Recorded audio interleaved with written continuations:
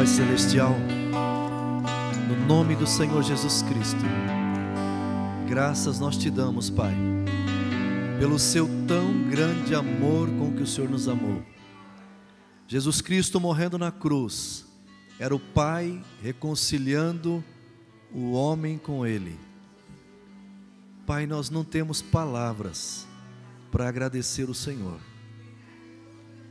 Pai, o teu amor tão grande para com as nossas vidas, nos deu direito à filiação, nos deu direito a ter vida eterna, nos deu direito para viver uma vida abundante aqui na terra. Pois assim Jesus falou: eu vim para que todos tenham vida e a tenham com abundância. Você pode aplaudir o Pai, o Filho, o Espírito Santo.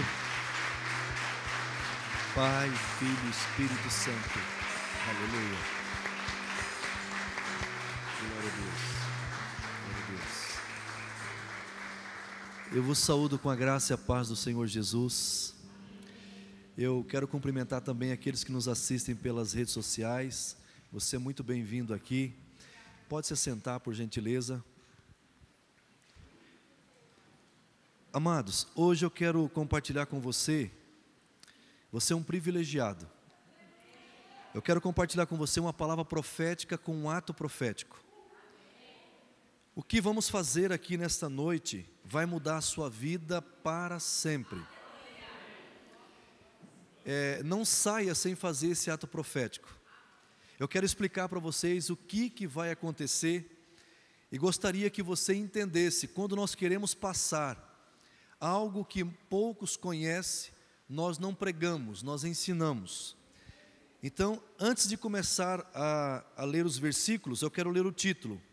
Você é rei e sacerdote. Você governa e serve a Deus. Então, precisamos entender tudo isso aqui que vamos estar falando.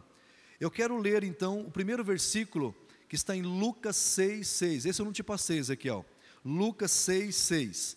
Para que você possa compreender sobre o ato profético. Lucas capítulo 6, versículo 6. Olha o que diz a Bíblia. Sucedeu que, em outro sábado, entrou ele na sinagoga e ensinava. Jesus amava ensinar. Ora, achava-se ali um homem cuja mão direita, preste atenção aqui, cuja mão direita estava ressequida. Então esse homem tinha a mão direita encolhida. Ok? Agora eu quero ler. Olha, continuando, pode continuar, Ezequiel. Os escribas e os fariseus observaram-no, procurando ver se ele faria uma cura no sábado, a fim de acharem de que o acusar. Mas ele, conhecendo-lhes os pensamentos, disse ao homem da mão ressequida: levanta-te e vem para o meio.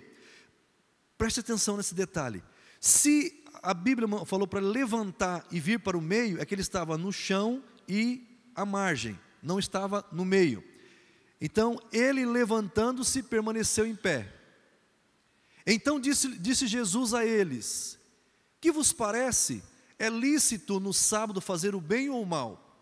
Salvar a vida ou deixá-la perecer? E fixando todos ao redor, disse ao homem: estende a mão. Ele assim o fez e a mão lhe foi restaurada. Então, a mão que estava ressequida, ela foi restaurada. A mão que estava ressequida, ela foi restaurada. Deixa eu explicar algo para você. Olha Apocalipse capítulo 1, versículos 5 e 6. Apocalipse capítulo 1, versículos 5 e 6. E da parte de Jesus Cristo, a fiel testemunha, o primogênito dos mortos e o soberano dos reis da terra, aquele que nos ama e pelo seu sangue nos libertou dos nossos pecados. E nos fez reis e sacerdotes. Diga comigo, reis e sacerdote. Para Deus e seu Pai, a Ele seja glória e poder para todo sempre. Amém. Aleluia. Glória a Deus. Então, no jardim do Éden, antes de Adão pecar, Adão, ele funcionava as duas mãos. Funcionava a mão direita e funcionava a mão esquerda. Porque a mão esquerda significava a mão de um rei. O que um rei faz? Um rei, ele cultiva o jardim. Um rei, ele administra o jardim, conforme Deus tinha falado para Adão. Adão, cultive o jardim, cuide do jardim. Então, a mão esquerda é a mão real, a mão direita é a mão sacerdotal. Então, Adão, ele cultivava o jardim, mas à tarde ele estava ali conversando com Deus, ele estava ali ministrando a Deus, ele estava ali passando o relatório para Deus. Então, Adão, ele conversava com Deus, mão direita, mão sacerdotal, ele ministrava a Deus, e ele durante o dia, ele cultivava, ele trabalhava no jardim, mão esquerda. Diga comigo, mão esquerda, mão real, mão direita, mão sacerdotal. Quando o homem peca, Deus o expulsa do jardim, e a mão direita, que é a mão sacerdotal, a mão da comunhão, ela encolhe. Por que ela encolhe? Porque agora o homem não tinha mais comunhão com Deus. Por isso Deus falou assim, você vai trabalhar, mas entenda o que estou falando, entenda a paráfrase.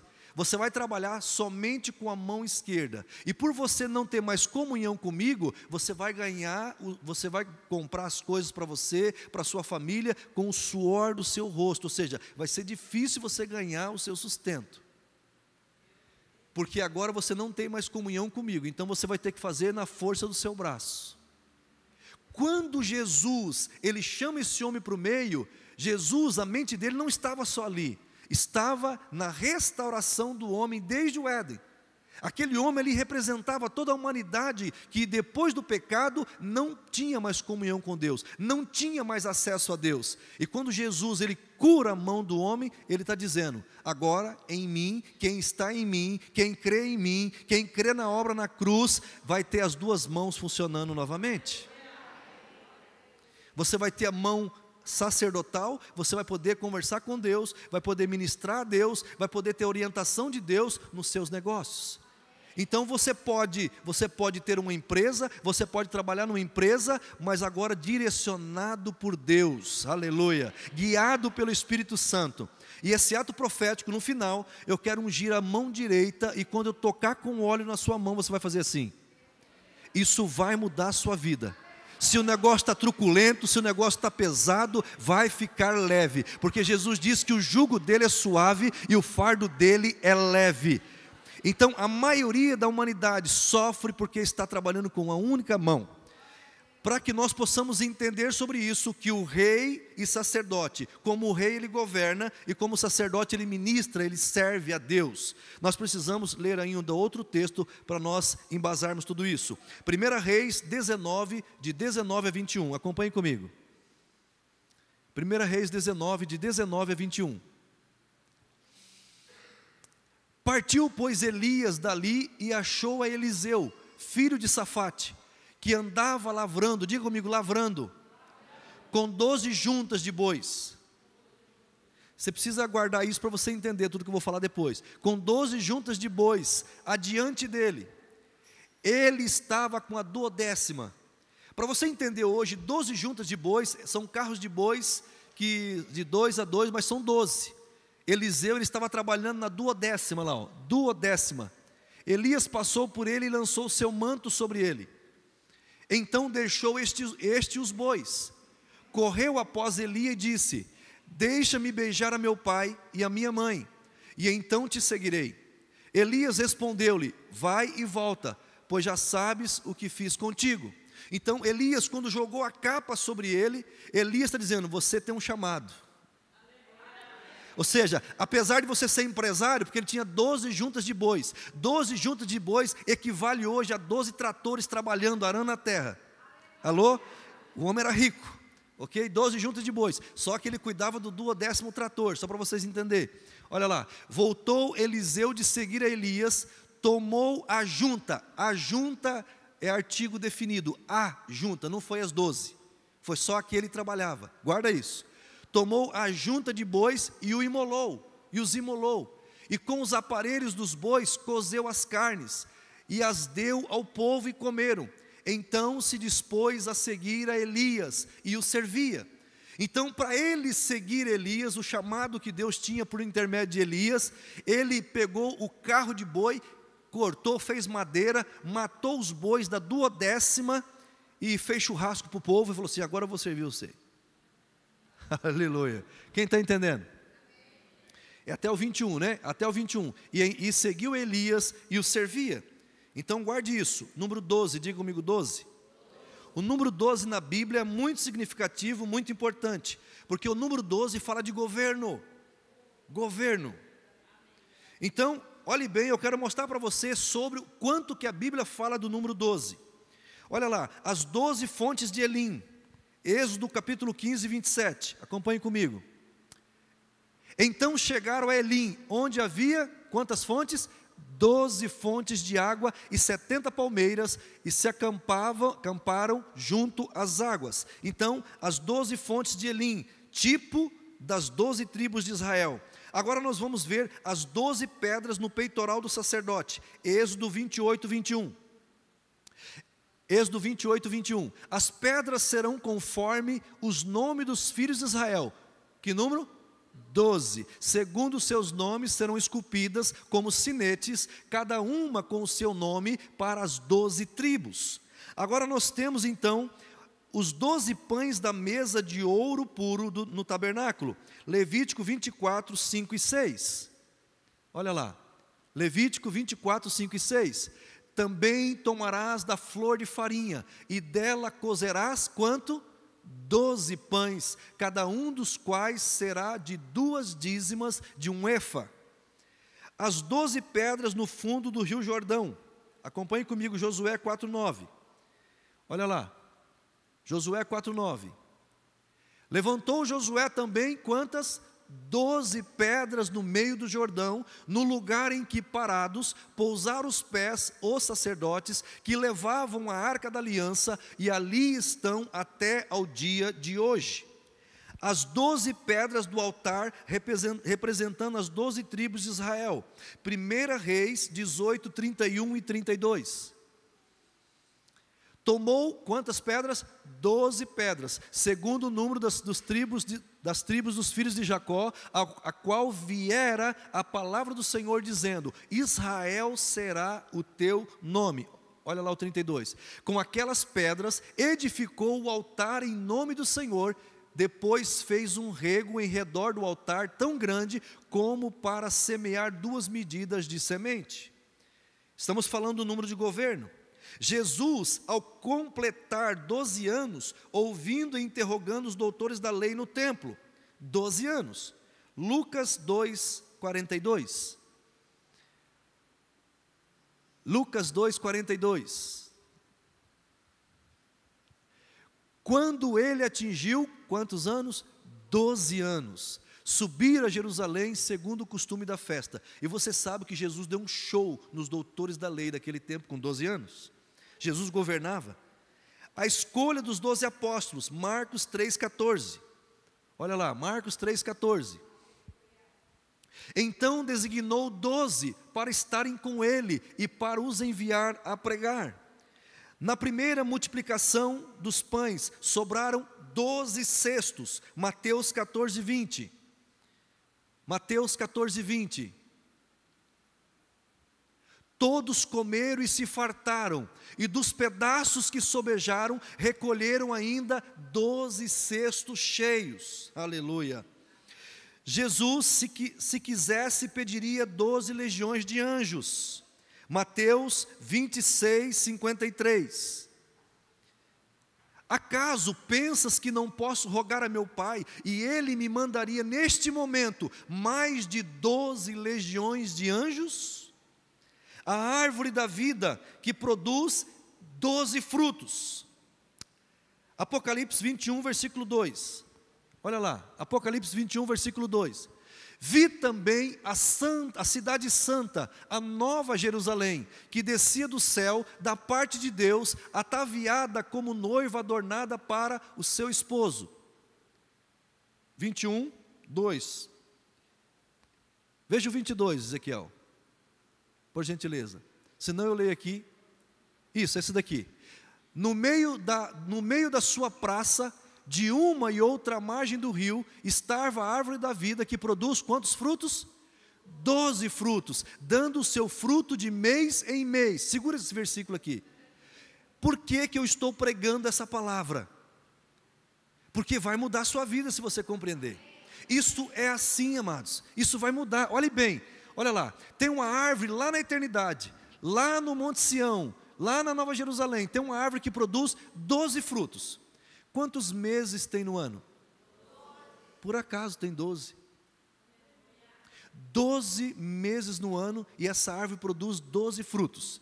Agora olha lá, dando o seu fruto de mês em mês. Então ali está dizendo que não falha nenhum mês. Ok? E as folhas da árvore são para a cura dos povos. Então isso quer dizer que tem pessoas na face da terra que vivem um ano inteiro de 12 meses apenas com fruto de 4 meses. Tem pessoas que não conseguem nenhum fruto de um mês. Tem pessoas que vivem com 5, tem pessoas que vivem com 8, mas o governo é 12. A partir de hoje eu quero profetizar sobre a sua vida, que todo mês vai vir o fruto para você governar em vida. Aleluia, glória a Deus. O número 12 na Bíblia significa governo, domínio, perfeição governamental. Segundo estudiosos da Bíblia, também é a multiplicação do número divino 3, com o número da terra, 4, 3 vezes 4, 12. O número 3 divino, Pai, Filho e Espírito Santo, e o número da terra, primavera, verão, outono, inverno, norte, sul, leste, oeste, ar, água, terra e fogo. Diz que a terra, diz respeito à terra, e é a soma do número 3 mais o 4 da terra, ou seja, a criação de Deus e a totalidade das coisas, somando 7 o número da perfeição, mais o número 5 da graça, 7 mais 5, 12. 7 o número da perfeição, e 7 e 5 o número da graça. Então, quando junta o número perfeito, que é o 7, e junta, aleluia, junta o número 5 da graça, você tem governo. Aleluia. Deixa eu explicar melhor para você aqui. O número 3, que é da divindade, multiplicado pelo número da terra, norte, sul, leste, oeste, porque tudo isso acontece na terra. Na terra tem norte, sul, leste, oeste, primavera, verão, outono e inverno. Na terra tem ar, terra, fogo e vento. O vento já foi. Esqueci o outro agora, mas você já ouviu já. Então, queridos, o que eu quero dizer? Quando você pega 3 mais 4 dá 7, é o número completo. Quando o homem, a terra, a criação de Deus se une ao Senhor, são 7, vezes mais o número da graça, são 12. Ou seja, tudo dá governo. Colocou Deus, colocou a criação junto, e colocou a graça de Deus, Jesus morrendo na cruz, dá 12, governo. Aleluia. Então o governo, o domínio, a perfeição governamental acontece quando ocorre a junção da divindade, Pai, Filho e Espírito Santo, somado pela sujeição do governo da terra na sua totalidade, mais a graça de Deus, tudo isso é igual ao governo perfeito, ou seja, o reino de Deus implantado na terra. Quando que o reino de Deus é implantado? Quando junta Pai, Filho e Espírito Santo, quando junta a vontade do homem, da criação, mais a graça de Deus, então nós temos governo. Eu quero profetizar. A partir de hoje, a partir de agora, inicia-se um novo ciclo de governo nesse ministério e na vida de quem veio aqui, que não é desse ministério. Pai, Filho e Espírito Santo, mais a rendição total dos membros e líderes, vivendo pela graça, é igual ao governo, domínio, reinar em vida. Aleluia, aleluia, glória a Deus. Vamos compreender melhor tudo isso?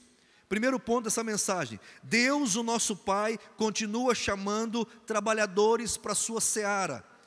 Meu irmão, se você perguntar assim, pastor, o arrebatamento está próximo, tá?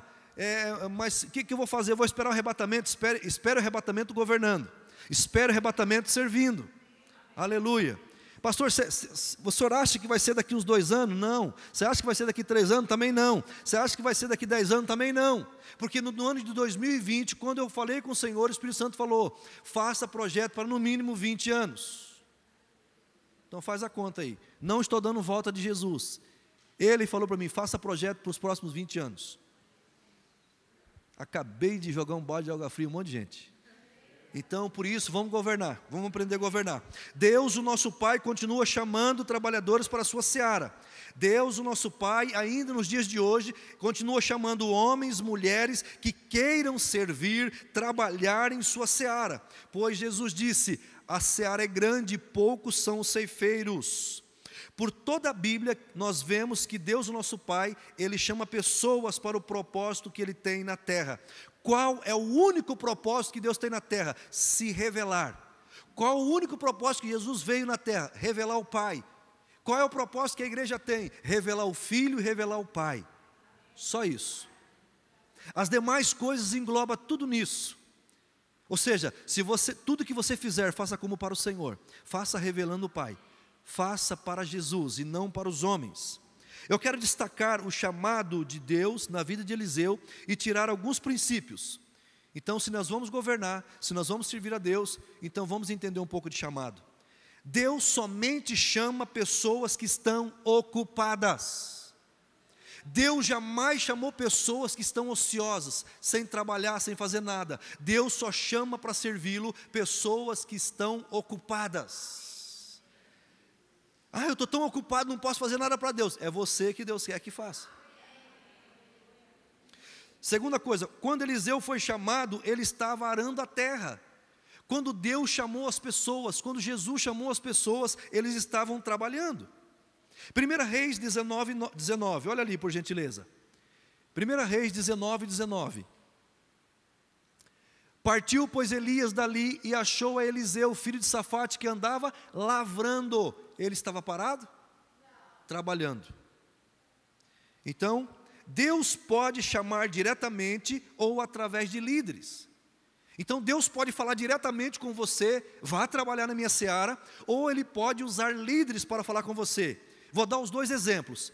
Deus falou diretamente com Abrão: Abrão, sai da tua terra e da tua parentela e vai para onde eu te mostrar. Foi Deus que chamou ele. Agora nós estamos vendo aqui Deus usando um líder para chamar. Então Deus pode chamar diretamente a pessoa e Deus pode usar um líder.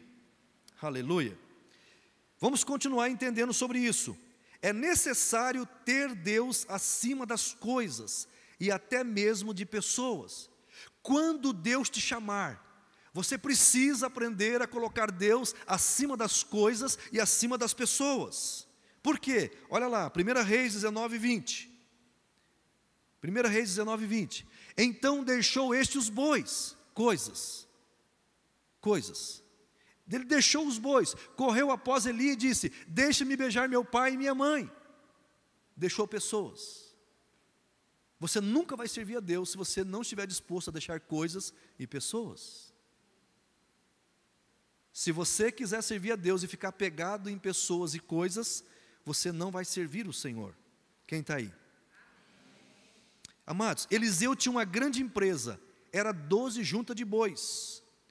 Os bois, os carros e a mãe e o pai de Eliseu ainda estavam ocupando uma posição significativa no coração.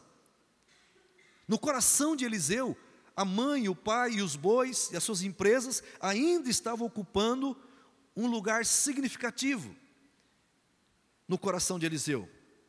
Muitos querem seguir a Jesus, mas impõem condições para isso. Vou dar um exemplo: deixa meu pai morrer primeiro e então te seguirei. Mateus 8, 20-22, acompanhe comigo ali. Mas Jesus lhe respondeu, quando Jesus chamou uma pessoa para seguir, ou melhor, a pessoa chegou para Jesus e disse: seguir-te-ei. Pega um anterior, Ezequiel, por gentileza, o anterior. Olha lá. Então, aproximando-se dele um escriba, disse-lhe: mestre, seguir-te-ei para onde quer que fores. Jesus, onde o senhor for, eu vou. Aí continua, olha lá. Mas Jesus lhe respondeu: as raposas têm seus covis, e as aves do céu ninhos. Mas o filho do homem, se referindo a ele, ele disse: não tem onde reclinar a cabeça. Sabe o que Jesus está falando? Eu saio de dia, eu saio de manhã cedo, eu não sei aonde eu vou almoçar, eu não sei aonde eu vou dormir, eu não sei em que cidade eu vou estar. É isso que ele quis dizer. Ele quis dizer que os passarinhos, eles sempre voltam para aquele ninho, dormem toda noite no ninho, as raposas toda noite no seu covil. Aleluia. Mas Jesus está dizendo, eu saio, não sei aonde eu vou ficar, não sei aonde eu vou comer, não sei aonde eu vou dormir, porque eu vou fazendo a obra de Deus, eu vou fazendo aquilo que meu Pai falou.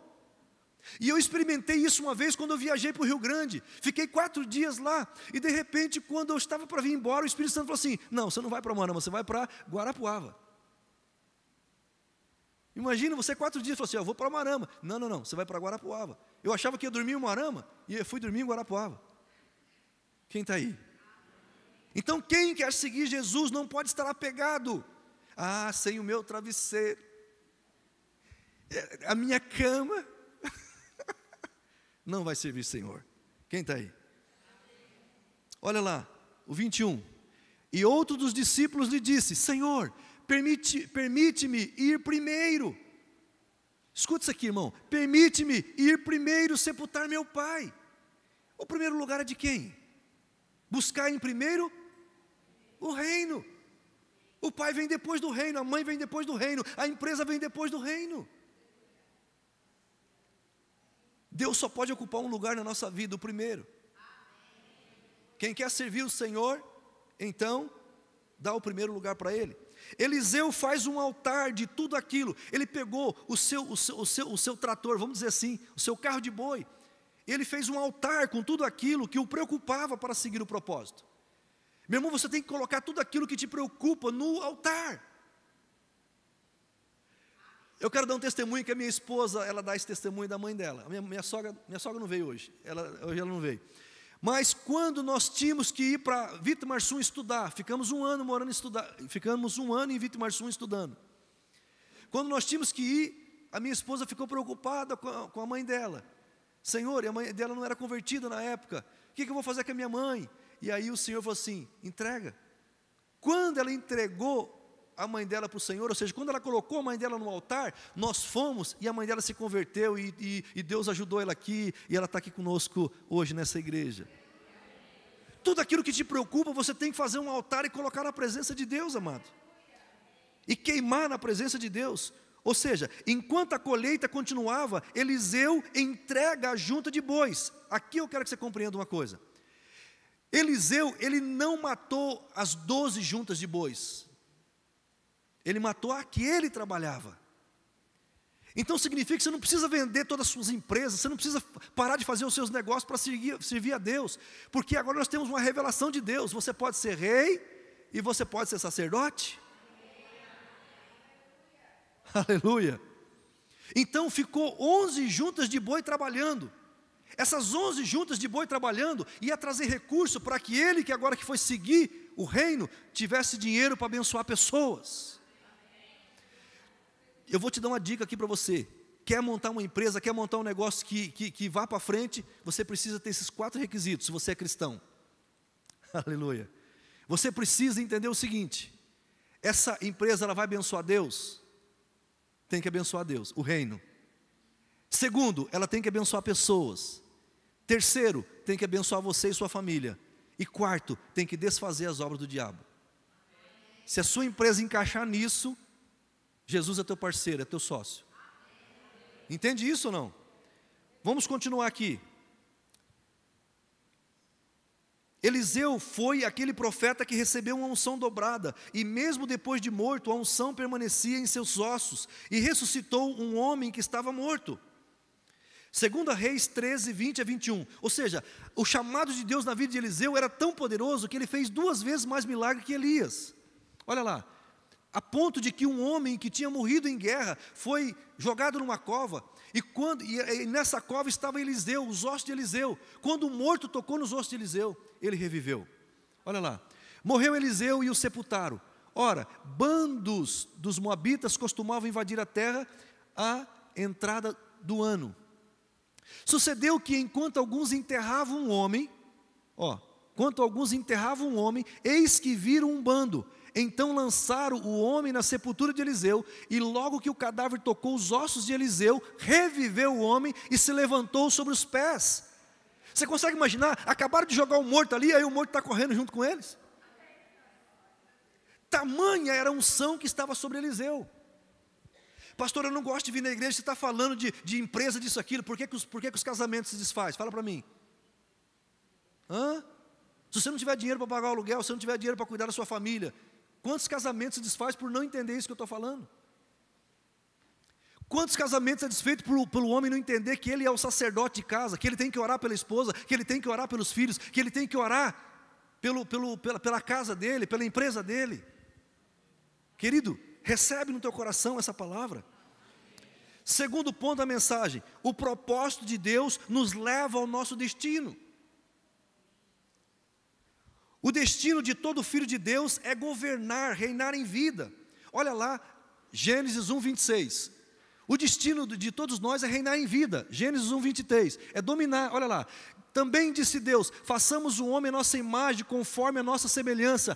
Tenha ele domínio. Domínio é governo. Para que eu estou aqui na terra? Como filho de Deus? Para governar. Para que eu estou aqui na terra? Para servir. Como rei eu governo, como sacerdote eu sirvo, eu ministro a Deus e ministro pessoas. Aleluia. Mas eu já ponho comida dentro de casa. Tá bom, você é rei, pôs comida dentro de casa, mas agora você precisa orar também pelos filhos, pela esposa, porque você é sacerdote. Aleluia. Diga, essa mensagem vai me libertar? Querido, escute isso. Aceitar o chamado, o propósito de Deus para nossas vidas, é aceitar o destino que Ele tem para nós. Quando você diz: Senhor, eis-me aqui, Deus diz: esse aceitou governar, esse aceitou servir. E existe um princípio na Sagrada Escritura que diz, Mateus 18:19, acompanha ali, Mateus 18:19. Em verdade também vos digo, que se dois dentre vós, sobre a terra, concordarem, olha o código, olha o princípio aqui, princípio da concordância, concordarem a respeito de qualquer coisa que, porventura pedirem, ser-lhes-á concedida por meu Pai que está nos céus. Princípio da concordância. Tudo que você for fazer na sua família precisa haver concordância. Amados, precisamos entender uma coisa de uma vez por todas: somente Jesus Cristo está reinando. Somente Jesus Cristo está reinando, e Ele nos fez reis e sacerdotes. Então quem que reina nesse mundo? Quem está com Jesus. Não existe nenhum meio ou nenhuma chance de reinar sem Jesus. 1 Coríntios 15:22 em diante, até o 24, até o 25, acompanhe comigo ali. 1 Coríntios 15, 22 a 25. Porque assim como em Adão todos morrem, assim também todos serão vivificados em Cristo. Cada um, porém, por sua própria ordem. Cristo as primícias, depois os que são de Cristo na sua vinda. E então virá o fim, quando Ele entregar o reino ao Deus e Pai. Escute, amados, quando Ele entregar, quando que vai vir o fim? Vamos lá, quando que vai vir o fim do mundo? Quando Ele entregar o reino ao Deus e Pai, quando houver destruído todo o principado. Lembra que o apóstolo Paulo fala assim, que a nossa luta não é contra carne e sangue, mas contra principados e potestades? Olha lá, bem como toda potestade e poder, porque convém que Ele reine. Quem está reinando? Jesus. Convém que Ele reine, até que haja posto todos os inimigos debaixo dos pés. Agora eu te pergunto, se a igreja, se Ele é o cabeça da igreja, então quem é os pés? Diga eu. A igreja é o corpo. Então olha lá, porque convém que Ele reine, até que haja posto todos os inimigos debaixo dos pés. Então é eu e você que temos que governar, é eu e você que temos que servir, para que os inimigos se coloquem debaixo dos pés, para que o reino seja entregado ao Pai. Pastor, não estou entendendo. Você precisa começar a entender isso. Você vai reinar sobre a doença, reinar sobre os problemas, reinar sobre aquela bagunça na sua rua lá, aquele trupé na rua que vai lá, reinar sobre a escassez, reinar sobre tudo aquilo que vem trazer morte, roubo e destruição. Isso você faz como rei e sacerdote. Aleluia. Quem está pegando? Olha lá. Deus fez com que todas as coisas se sujeitassem debaixo dos pés de Jesus Cristo. 1 Coríntios 15, 27. Olha lá, 27 agora, Ezequiel. Porque todas as coisas sujeitou debaixo dos pés, E quando diz que todas as coisas lhe estão sujeitas, certamente exclui aquele que tudo lhe subordinou. Ou seja, tudo, todas as coisas e tudo está debaixo dos pés de Jesus. Somente o Pai que não, que deu esse poder para Jesus. Agora, só para você entender que poder que Jesus deu para mim e para você. Lucas 10, 19. O Pai botou toda a autoridade sobre Jesus. E Jesus deu toda a autoridade para nós, olha lá. Eis aí vos dei autoridade para pisar de serpentes e escorpiões, e sobre todo o poder do inimigo, e nada, absolutamente nada vos causará dano. Nós precisamos avançar. Se você não compreender isso, você não avança. Aleluia. Pastor, por que você está pregando isso? Porque quem entende isso, ele passa pelas crises dando glória. Quem entende isso, ele passa pelas crises tendo abundância. Mesmo nas crises ele tem abundância. Mesmo nas crises ele tem emprego. Mesmo nas crises ele tem comida. Mesmo nas crises ele tem tudo que ele precisa e abundantemente mais. Mas é preciso entender tudo isso, receber tudo isso. Aleluia. Deus, o nosso Pai, é o único que não está debaixo dos pés de Jesus. Portanto, reinar em vida é entender que Jesus deve reinar do alto da minha cabeça à planta dos pés. Ou seja, Jesus manda na minha vida desde o primeiro fio de cabelo aqui em cima até a última unha. Isso é reinar em vida. Você tem Jesus como Senhor da sua vida, não somente como Salvador. Jesus deve reinar sobre tudo e sobre todos. Romanos 5,17, acompanhe comigo. Romanos 5,17, olha lá o que diz a Bíblia. Se pela ofensa de um, que é Adão, e por meio de um só, que é Adão, reinou a morte, muito mais os que recebem. Você não precisa conquistar, Jesus já conquistou, você só precisa receber. Olha lá, recebem a abundância da graça e o dom da justiça, reinarão em vida. Não é depois que você morrer, não é depois que você cruzar o Jordão, é em vida, reinarão em vida, por meio de um só, a saber, Jesus Cristo. Jesus Cristo está reinando, se eu estou nele, eu estou reinando. Aleluia, glória a Deus. As maldições, por meio de Cristo devemos reinar sobre as maldições, sobre as doenças, sobre os espíritos de enfermidade, sobre a escassez, sobre principado e potestade, espíritos imundos e demônios, sobre todas as áreas de influência da sociedade nós temos que governar. Eu quero agora compartilhar com vocês um aspecto muito importante para reinar em vida: saber quem você é. Saber a sua verdadeira identidade, quem você é. De repente vai alguém de outro país, nos Estados Unidos lá, who are you? Quem você é? E por que você ainda está aqui? Procure responder essas duas perguntas. Quem é você? E por que você ainda está aqui na terra? Se você já aceitou Jesus e tem a vida eterna, por que Jesus não matou você e levou? Boa pergunta. Se você está vivo e está aqui ainda, é porque Jesus quer que você reine. Ele quer que você sirva a Ele aqui. Que você influencie pessoas, no sentido de também levar o Evangelho para elas. Através da sua empresa, através do seu negócio, através das administrações a Deus. Aleluia. Último ponto. No seu nome está o seu destino. Dá um glória a Deus, mesmo que forçado aí, só para você dizer que está entendendo alguma coisa. Pelo amor de Deus. Você está aí ou não? Tem que ficar mais animado para governar.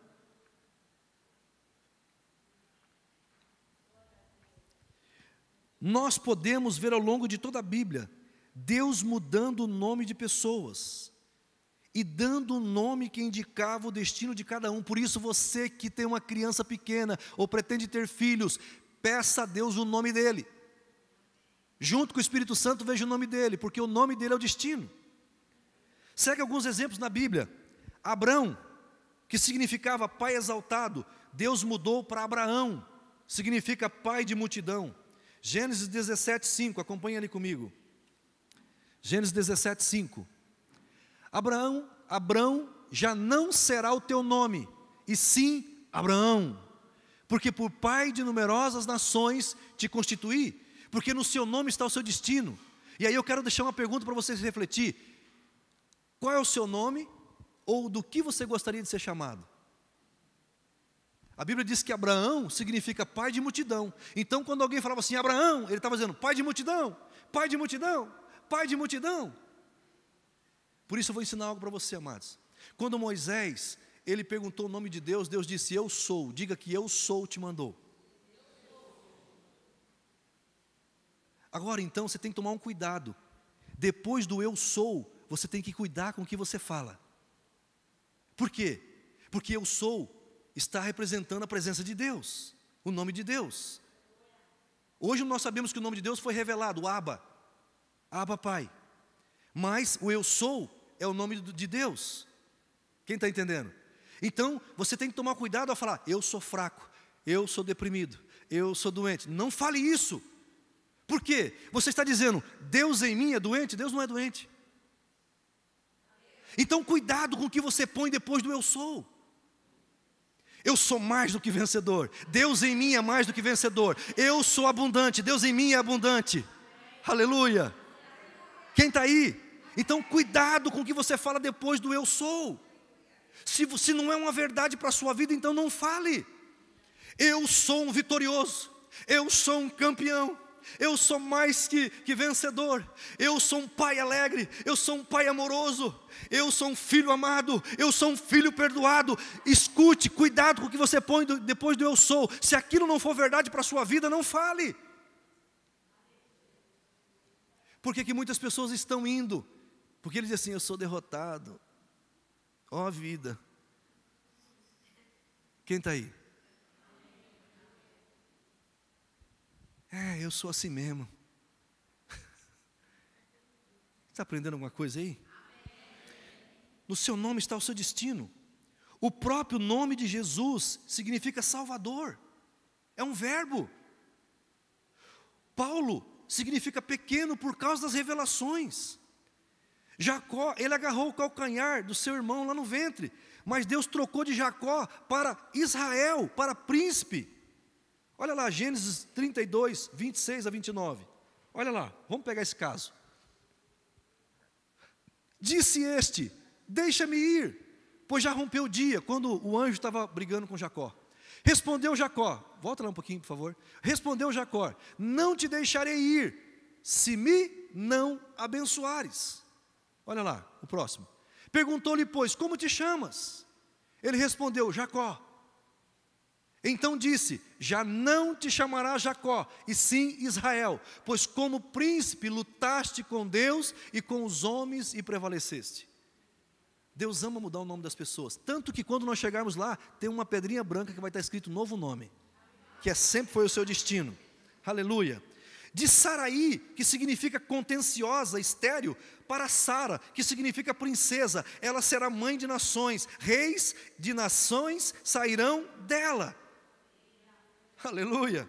Simão, cadê o Simão? Simão está ali. Olha lá, Deus mudou, seu nome não vai ser mais Simão, vamos mudar ele hoje. Não é Simão. Simão significa caniço agitado ao vento. Mudou para Pedro. Pedro significa pedra pequena conectada a uma rocha inabalável. Aleluia, aleluia. Jabes, o nome significa sofredor. Você consegue imaginar uma pessoa, uma criança, a mãe dizendo assim, sofredor, vem almoçar, sofredor, vem dormir, sofredor, vai estudar, sofredor. Imagina, irmão, seu nome é seu destino, depois o homem começa a sofrer, não sabe por quê, porque o pai colocou o nome de sofredor. Agora, olha só o que aconteceu com Jabes, 1 Crônicas 4, 9 a 10, olha lá, 1 Crônicas 4, 9 a 10. Foi Jabes mais ilustre do que seus irmãos. Sua mãe chamou-lhe Jabes, dizendo, porque com dores o dei à luz. Jabes invocou o Deus de Israel. A mãe falou assim, doeu muito para sair esse nenê, então vou chamar de dor. Olha lá. Jabes invocou o Deus de Israel, dizendo, ele não aceitou o sofrimento, olha lá. Tomara que me abençoes e me alargues as fronteiras, que seja comigo a tua mão e me preserves do mal, de modo que não me sobrevenha a aflição. Deus, não deixa vir sofrimento conforme o meu nome. E Deus lhe concedeu o que tinha pedido. Então escute isso aqui. Então, Jabes, ele trocou o nome dele de sofredor, o nome dele passou a ser abençoado, próspero, protegido e livre do mal. Aleluia, glória a Deus. Aleluia, aleluia, aleluia. Querido, Deus não pode mudar nada em sua vida até que você tenha uma atitude de fé e saiba quem você é e por que você está aqui. Saiba de uma verdade, Deus vai te chamar conforme você se chama. Meu irmão, você é que limita Deus, o limite está na mente. Eu não vou entrar aqui, senão fica muito demorada a mensagem, mas é tremendo. Olha lá, assim como você pensa na sua alma, assim é. O que você pensa que você é? Assim você vai ser. Você pensa que é um derrotado, você vai ser um derrotado. Você pensa que você é um campeão, você é um campeão. Aleluia. Se você pensa que é um doente, você é um doente. Se você pensa que você tem saúde divina, você vai ficar saudável. Aleluia. Assim como você pensa na sua alma, assim é.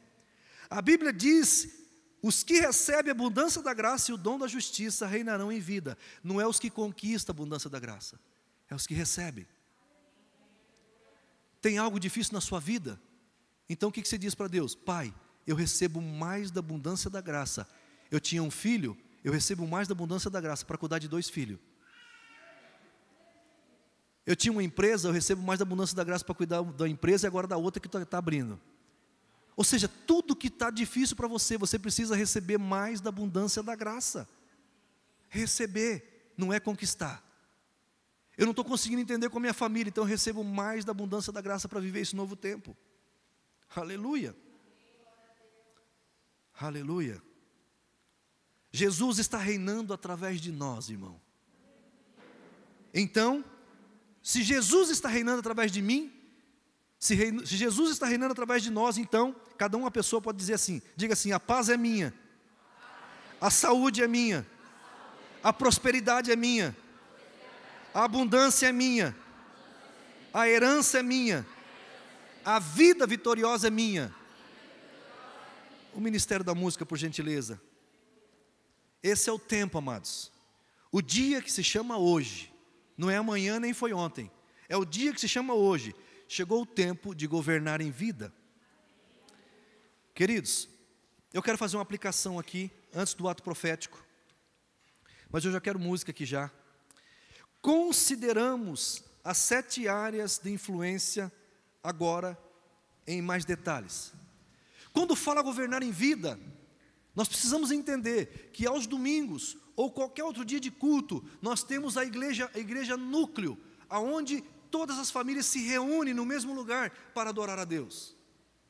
Nós recebemos a palavra, recebemos uma nova unção, e aí na segunda-feira, a igreja núcleo, ela se espalha, ela se estende. Um vai lavar carro, outro vai arrumar casa, outro vai vender casa, outro vai sei lá, vender carro, outro vai ser engenheiro, outro vai ser médico. Ou seja, a igreja núcleo no domingo, e na segunda, na terça, na quarta, na quinta, na sexta e no sábado, ela se estende para influenciar na sociedade.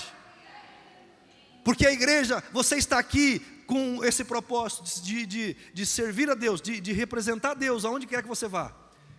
Para quê? De que maneira? Governando em vida e ministrando a Deus. Você tem um tempo com Deus e você vai e governa. Você tem um tempo com Deus, recebe orientações dele, sacerdotal, mão direita. Você recebe, você tem comunhão com ele. Você entrou no teu quarto, fechou a porta, você está ali com ele. E agora você pega e a segunda mão, você vai trabalhar na segunda, na terça, na quarta, e vai influenciar, orientado por aquilo que Ele te falou. Aleluia. Aleluia. Porque Jesus te fez rei e sacerdote.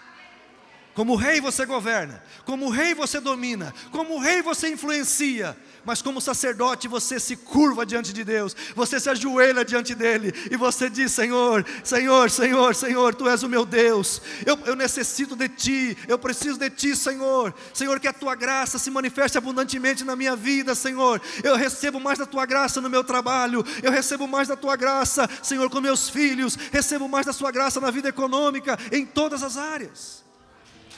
Aleluia. Então, escute isso aqui. Considerando as 7 áreas de influência. A primeira área de influência da sociedade, família.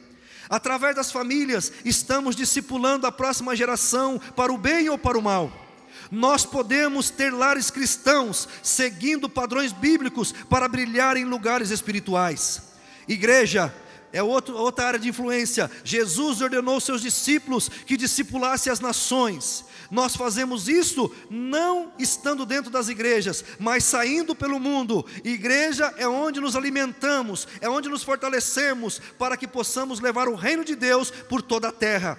Educação. A próxima geração é influenciada diariamente em nossas escolas e universidades. Cristãos devem se envolver escrevendo currículos, ensinando, administrando e participando em associações de pais e mestres e como membros de conselhos escolares. Nas artes, nós devemos influenciar na celebração, entretenimento, esporte e cultura. Qualquer território que abandonamos, Satanás preenche. Meu Deus. Teve uma época que a igreja disse: a televisão é do diabo. O diabo falou assim: beleza, eu pego. Meu Deus. A dança é do diabo. O diabo falou: pode deixar que eu pego também. Futebol é do diabo. Pode deixar que eu como conta. Ei, quem está aí?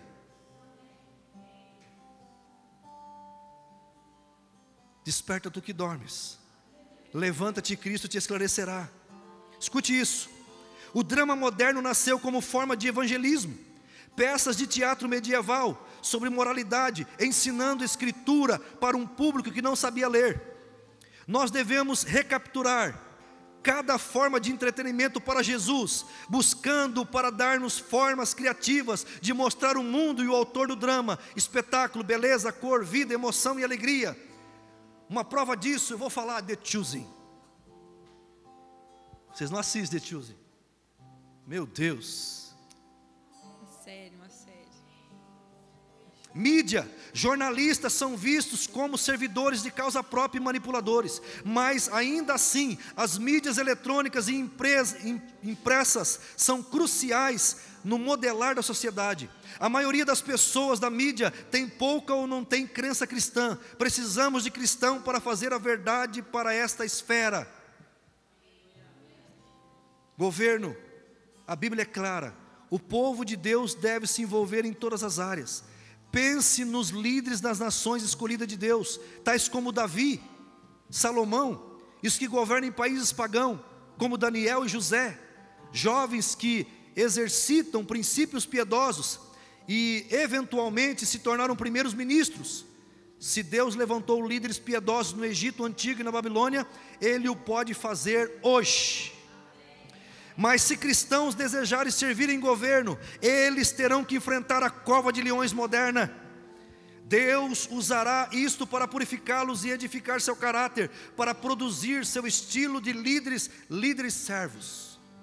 Na economia, Jesus sabia que era difícil servir a Deus quando somos abençoados materialmente, mas Deus quer que seu povo seja bem sucedido no mundo dos negócios e sejam missionários ali.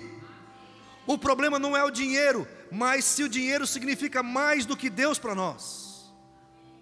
Não é o dinheiro, é o amor ao dinheiro. Lucas 18, de 18 a 25, olha lá. Lucas 18. Certo homem de posição perguntou-lhe: bom mestre, que farei para herdar a vida eterna? Respondeu-lhe Jesus: por que me chamas bom? Ninguém é bom senão um, que é Deus. Sabes os mandamentos: não adulterarás, não matarás, não furtarás, não dirás falso testemunho, honra teu pai e tua mãe. Replicou-lhe: tudo isso tenho observado desde a minha juventude. Ouvindo Jesus, disse-lhe: uma coisa ainda te falta. Vende tudo o que tens, dá aos pobres, e terás um tesouro nos céus. Depois, vem e segue-me. Mas ouvindo ele essas palavras, ficou muito triste, porque era riquíssimo. E Jesus, vendo-o triste, disse: quão dificilmente entrarão no reino do céu os que têm riquezas. Porque é mais fácil passar um camelo pelo fundo de uma agulha do que entrar um rico no reino de Deus. Eu quero dizer algo para você: o problema não é o dinheiro, é o amor ao dinheiro. Na verdade, Jesus queria salvar esse cara. Quando ele falou assim: vende tudo, quem conhece a história vai entender o que estou falando. Jesus sabia que o imperador ia entrar em Jerusalém, ia dominar tudo, e todos os bens dele iam ser perdidos. Então Jesus falou assim: já que você vai perder mesmo, então dá aos pobres, vende e dá aos pobres, que você terá um tesouro. Jesus devolveria tudo para ele. Aleluia. E quero dizer, se você é rico, rico entra para o céu sim, mas desde que ele não ame o dinheiro. E eu vou provar isso. Jesus, depois, eu não vou pregar sobre isso, mas só para você entender. Quando Jesus sai dali, ele encontra Zaqueu. Zaqueu era um homem riquíssimo, mas não era cristão. E Zaqueu tinha um desejo ele ouviu falar de Jesus, ele tinha um desejo de conhecer Jesus, e como ele era de baixa estatura, ele subiu numa árvore para poder enxergar Jesus. Ele era considerado publicano, pecador, e de repente Jesus olha ele na árvore e diz assim: hoje eu preciso estar na sua casa. Ninguém entendeu nada, porque ele era rico, e porque ele era publicano, pecador. Mas quando esse homem que era rico chegou em casa, recebeu Jesus, recebeu os discípulos, sem Jesus falar nada, ele disse assim: a partir de hoje, eu dou metade do que eu tenho para os pobres. E se eu defraudei alguém, eu vou devolver 4 vezes mais. Jesus falou assim: hoje a salvação entrou nessa casa. Você pode ver Pedro, olha o camelo passando no fundo da agulha. Qual rico que não vai para o céu? O rico que ama o dinheiro. Mas se você é rico e não ama o dinheiro está debaixo dos seus pés, mesmo sendo rico e aceitar Jesus, você vai para o céu. Aleluia. Meu Deus. A economia, Deus nos testará nisso e poderá pedir-nos para darmos tudo o que temos. De igual modo, precisamos de cristãos chamados à ciência e tecnologia como seus campos missionários, pois nunca antes uma sociedade pôde fazer tantos milagres tecnológicos e mesmo assim estar tão incertas de suas amarras morais. Há 2 reinos, luz e treva, e eles estão em guerra.